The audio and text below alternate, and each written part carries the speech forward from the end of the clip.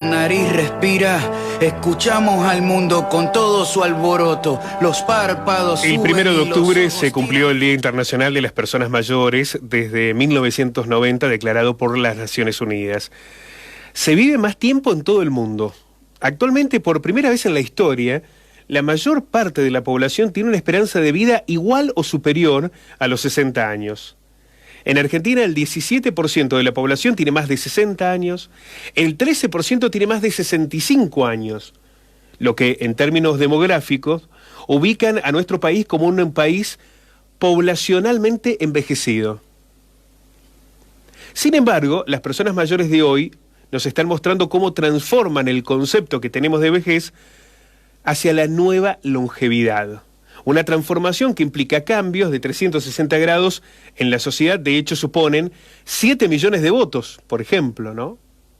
¿Cuál es el concepto de la nueva longevidad y cómo impacta en la realidad de los argentinos, de los adultos mayores en el país? Bueno, es lo que vamos a intentar descifrar junto al doctor Diego Bernardini. Ahí vamos a intentar recuperar el contacto con el médico gerontólogo. Insistimos, ayer fue el Día Internacional de las Personas Mayores, que han vivido durante la pandemia un escenario distinto al resto, ¿no? Porque no solamente fueron considerados el grupo de mayor riesgo.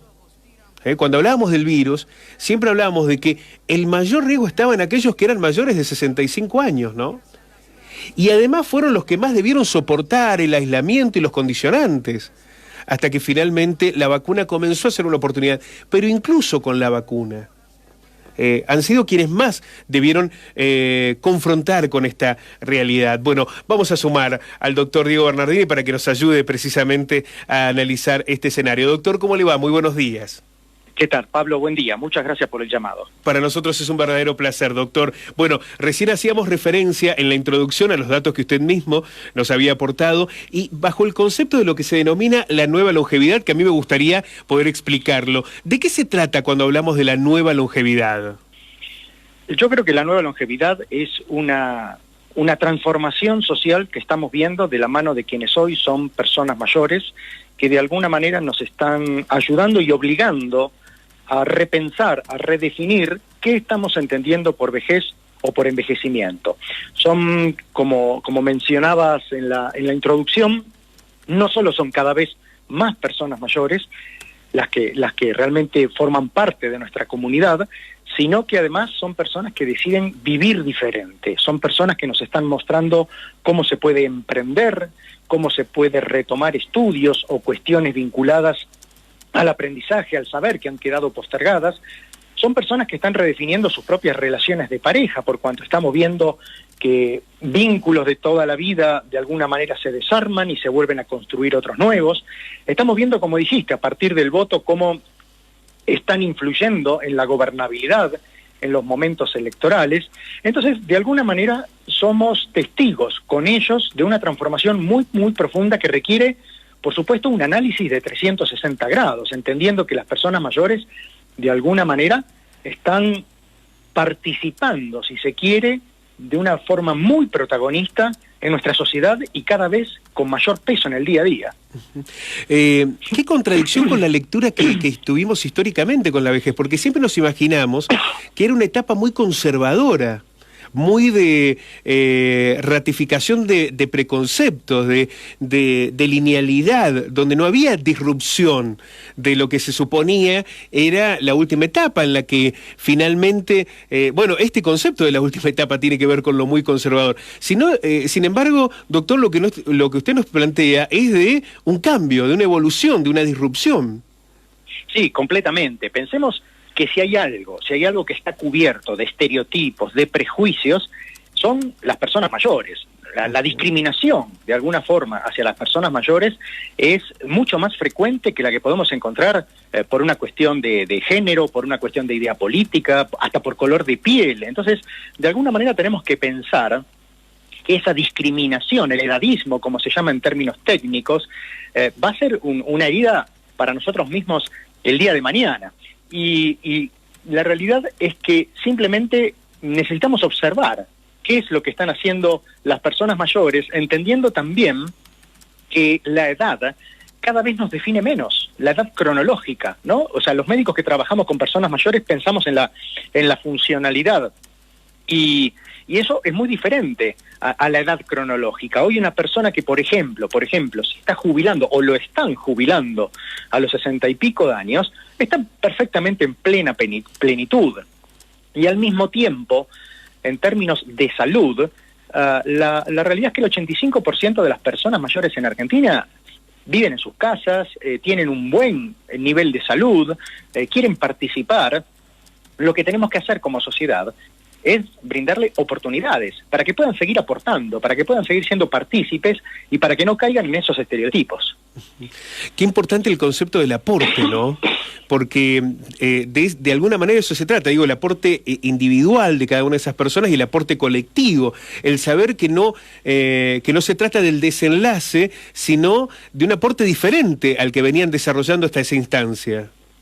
Completamente. Nuestra sociedad todavía, lamentablemente, se sigue rigiendo por conceptos que emanan de la revolución industrial, donde estamos hablando de productividad, que es también en gran parte lo que caracterizó al siglo XX. Y parecería ser que nuestra sociedad, creó unos niveles de aceptaciones que tienen que ver con esa productividad. ¿Qué es lo que ocurre? Cuando la persona mayor se jubila, o lo jubilan, o lo retiran del ámbito laboral, parecería ser que se invisibiliza, que pasa a ser, como escuchamos muchas veces, la clase pasiva, y que por supuesto cae en todo ese paraguas de estereotipos que hay. Y hoy estamos viviendo una etapa de educación, donde la educación claramente,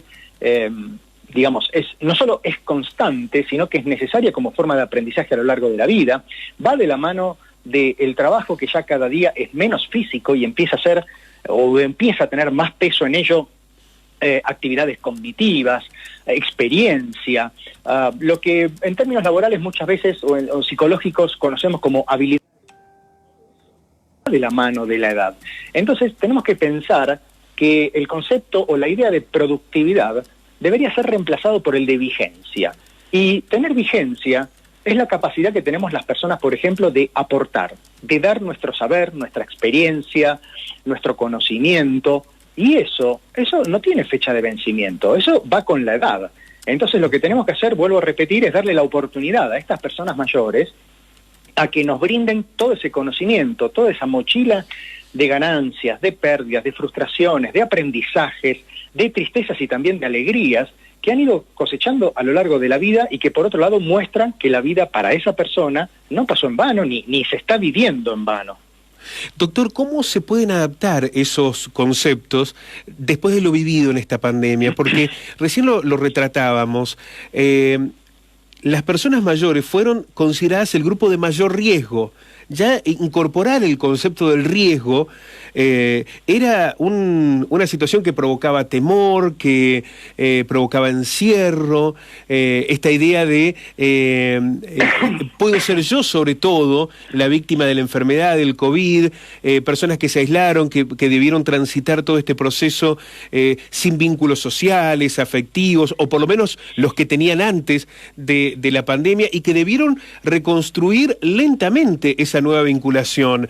¿Cómo es que se logra adaptar todo este concepto del aporte y demás cuando se debió transitar por una realidad como la que indicó la pandemia?